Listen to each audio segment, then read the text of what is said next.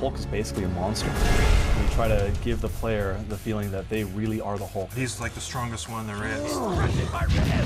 Bull in a China shop, except the China shop is New York City. The strongest superhero ever. The ultimate power of the Hulk. He's the single most powerful character there is out there. He gets to experience being the Hulk. The player gets to indulge in all these crazy things he can't do in regular life. You felt like you could just run around wild and start destroying stuff. That's what the Hulk does. The action is over the top. You definitely won't like him when he's angry.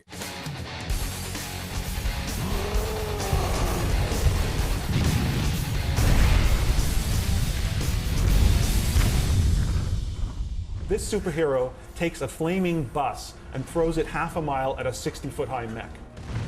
This superhero catches a cruise missile that's being shot at him and takes down a skyscraper into the bargain. That is the power we're trying to deliver. You're taking one of the biggest larger-than-life characters there is fictionally, and you're putting him in an open-world city environment where he can basically do anything. With the Hulk's momentum, you can do whatever you want. Nothing can stop you. Probably there have been times in your life when you wished you could turn into the Hulk. There's something incredibly cathartic about that. It can be good and it can be bad and it can be fun. To be a success, it has to be different. With the key design elements in Hulk, we have epic fighting, total destruction, unstoppable movement,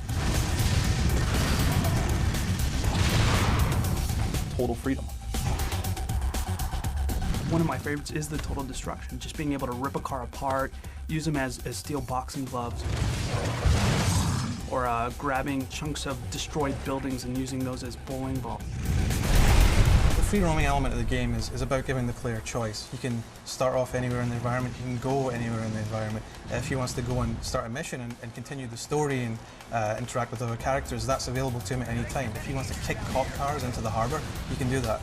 If he wants to run around just creating a public nuisance, it's available to him.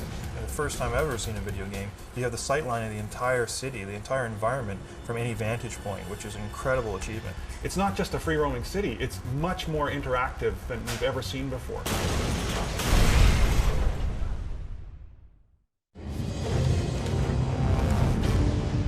We worked really closely with Marvel, and they're always in there constantly making sure that the user's going to get this super over-the-top experience that they've never seen before with any other superhero character. Marvel has a lot of involvement in how we build this game.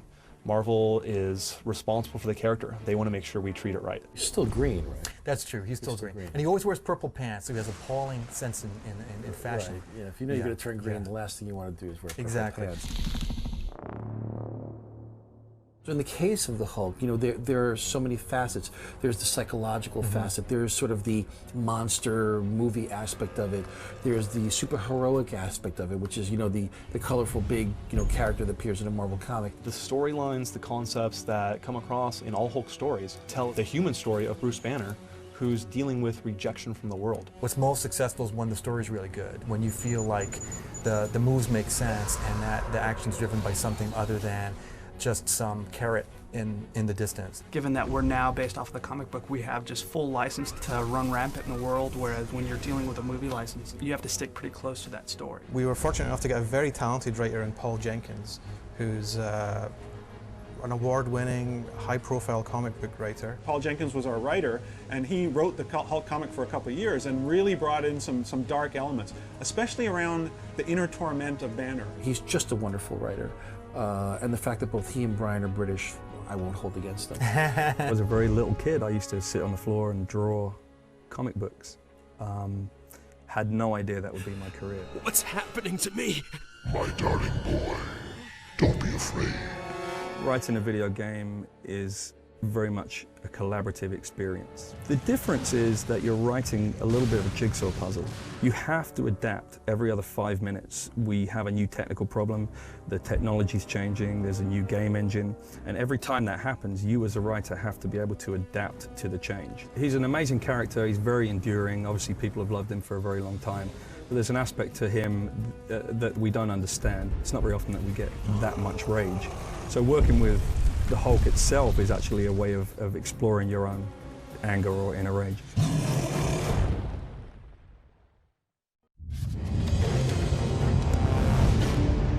We We went along with Brian Hitch's Ultimate series as our sort of goal for this is the type of comic book we want to try to reflect in our game. It was a lot more darker, a lot more epic. So I'm really happy with that, so that's going to be great. The fans of the Hulk are going to be very pleased, I think. Great. Actually, we have some art here that we just got today. These are some of the early concepts from Brian Hitch. So I just want to run these by everybody to kind of see if everyone's happy with early direction. Here he's kind of coming right at you in the image. Here he's just kind of got the classic Hulk pose where he's looking really strong, really aggressive. You got more of a shaven head, more of a mohawk type of a hairdo. And a lot more vascular. His muscles were more defined and vascular than previous versions of the Hulk. I spent a lot of my time figuring out how we're going to accomplish all of these great ideas. Finding the best composer, looking for the best sound effects designers in the world, looking for the best orchestra in the world, looking for the best writer for this project. It's pretty different from what Vlad and Tim do back at Radical. Video game producer is a really interesting job because you have to be a total generalist. You have to know something about tech, you have to know something about art, obviously you have to know a lot about gameplay, but you also have to know about people management and budget management, and it's a really cool job. It's kind of like the combination of a movie director and a movie producer all kind of rolled into one. Managing a team of 40, 50 people towards a common goal over 2 years, it's a huge challenge, and when you get to the finish line, it's pretty awesome, that feeling you get when, yeah, we did it as a team. The designers work on the gameplay experience, so the artists work on the aesthetic, the programmers work on the foundations to make things happen. But the designers are really directors of individual little segments of the game, and really sort of defining what the experience is going to be, and then working with everyone else to figure out how to make it as good as it can be. The last portion of the process in developing a game is when we get to quality assurance. So we give it to between 15 and 30 kids that are hardcore gamers, and they'll go through it, play the game from just about every aspect you could possibly think of. And they have a giant database, they collect all the bugs. One thing I noticed is that there's a map hole, and so if we were writing a bug, that would be one of the things that we would write up. We'd be looking at upwards of 10 to 12,000 bugs, each one a separate issue.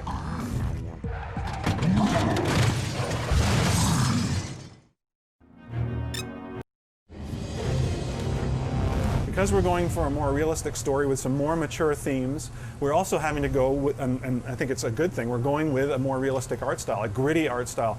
You know, there's areas of the city that are kind of scummy, like real cities, and you know, there's some heavy-duty enemies and some heavy-duty weapons that happen that aren't necessarily over-the-top fantastic. They're real, they're based on, you know, military equipment.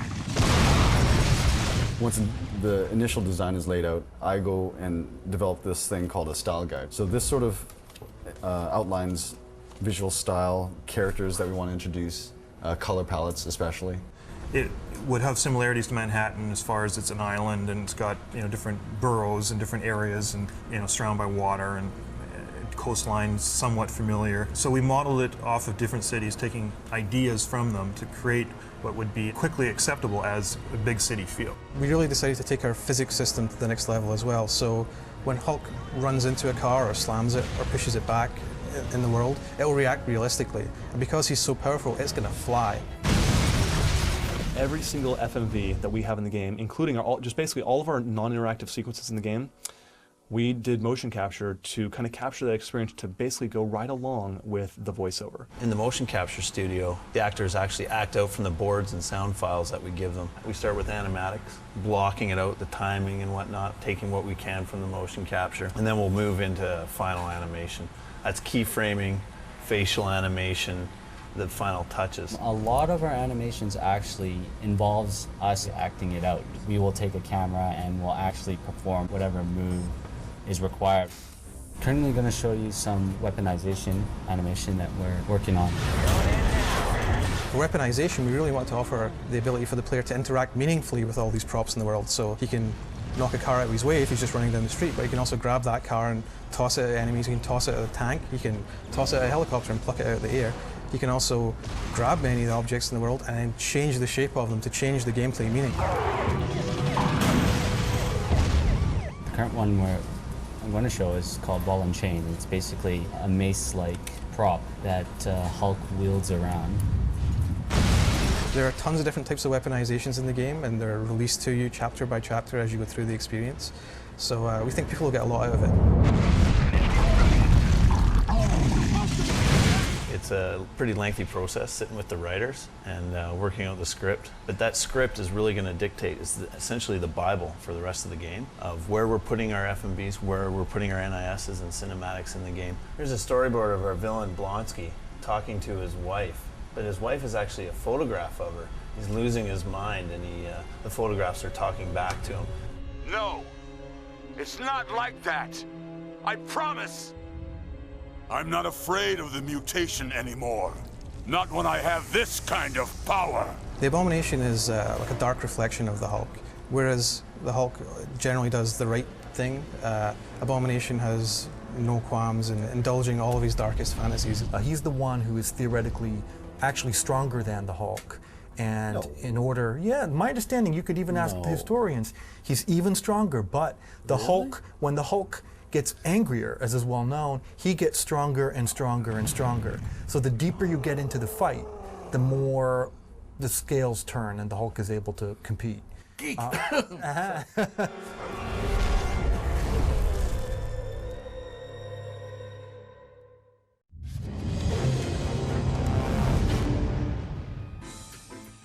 This is the gym that I'm going to show you. This is the tool that designers use.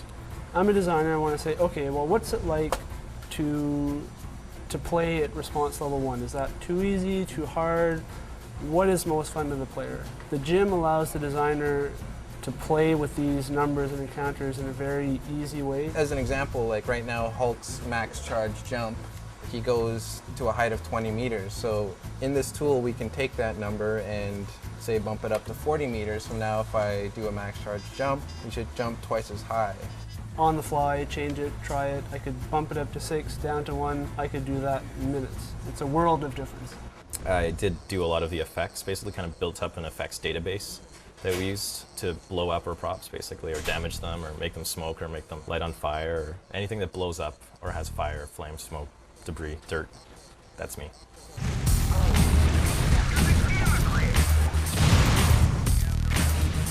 Basically, Hulk 1, every effect took up a chunk of memory.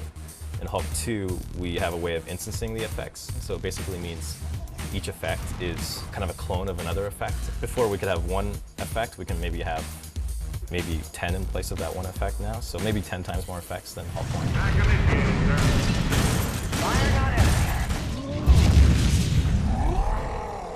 All right, this is the milestone where we really have to kick it up another notch. Think of it as base camp and then climbing the mountain. Well, we're climbing the mountain again. This is a 4-week milestone, milestone 16. And we have a demo in 3 weeks at VUG in LA. This milestone build is being used for our final official focus test. We need to make sure that it plays right. We put it in gamers' hands and said, here's a new idea. Here's weaponization. What do you think?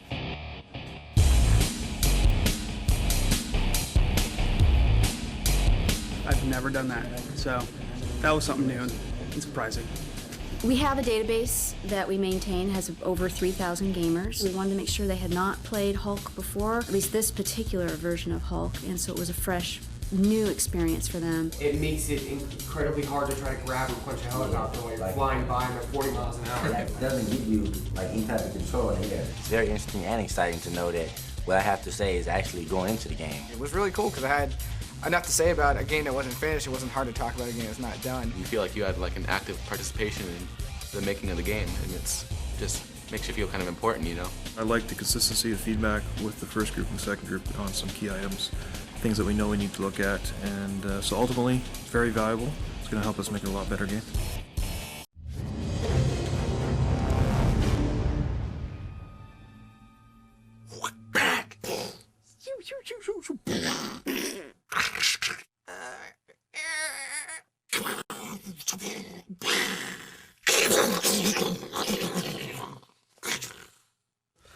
I got into this line of work because I was always noisy, very, very noisy. The more realistic the sound is, the more the player feels that they're there. It's the genuineness of it, the believability, the plausibility of it, and the detail lends a lot to that. They went so far as to go out to a junkyard in the middle of the California desert and record car smashing, dropping, and pounding sounds through a Foley session at a junkyard, which for me is the perfect way to capture the Incredible Hulk. We pretend that we can control this stuff, but it's an illusion. will be Kilo Kilo, take 6.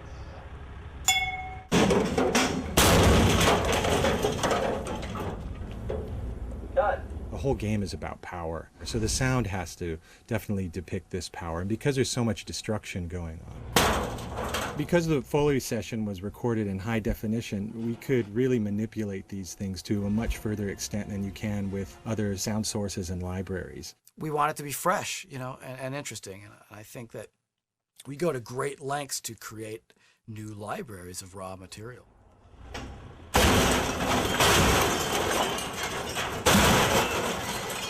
There's a lot of sound that gets recorded that you don't necessarily hear when you're out there, and that's what we're interested in. What sounded like a, you know, is in fact.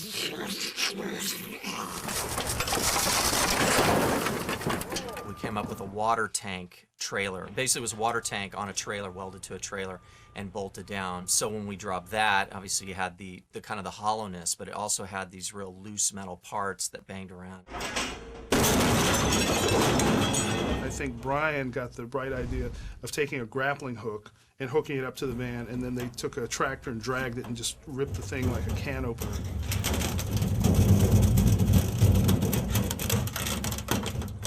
And eventually we dropped the water tank into the van. Oh, that's right.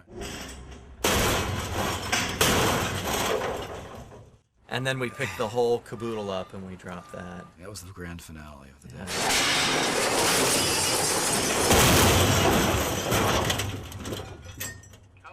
The sounds that you hear in the game are really a conglomeration of a bunch of different sounds. When you hear an explosion, that might be a layer of fire, of glass, of metal, and that is what actually makes up one sound.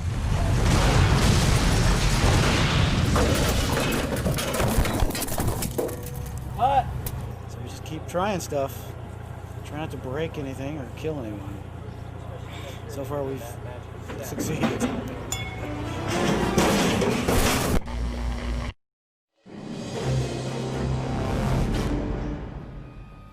We started adding music, so I've taken the blocked FMV from the FMV guys, passed that on to Bill Brown, our composer, and he's done a track for that. So right now we're at a point where we have some dialogue and some music. We're going to be adding sound effects, and then we'll do the final mix. Bill Brown is our composer on this title, and he has an amazing background in video games. He's got a wide variety of experience, and he really brings that cinematic feel. Wow, it's a little much. It gets like, I can't really hear the note anymore. It just becomes a noise at that point. I think I'd like a little more of the note there.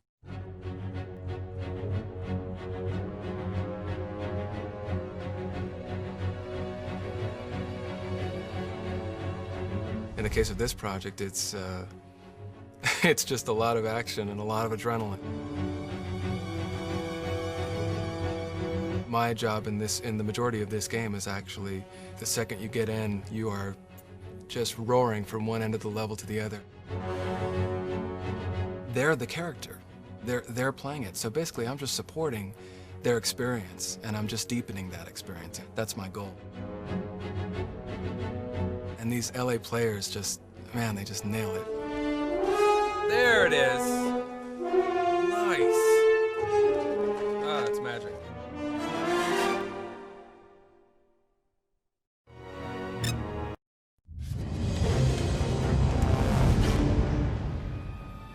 My name is Bruce Banner, and this is me. We went to Neil McDonough. Neil, we chose him because he actually is doing a lot of great stuff lately, but he also played Bruce Banner in the Incredible Hulk cartoon series. So Neil was already familiar with the character. I don't understand. Is this mission directive? He had the voice down, and he just had the right personality, a perfect fit. I am the Hulk. I did this to myself, all in the name of science. You're not gonna like me when I'm angry. Next, Ron Perlman, the best monster voice I've ever heard. And he's a great actor. So he was the perfect fit for Emma Blonsky. I know what triggers it, you freak. I know how tough you are to the nearest decimal point. I don't need to know how to become like you. I need to know how to control it. What are you? I'm Ahab, And you're the big white whale. Now, open wide and say, ah.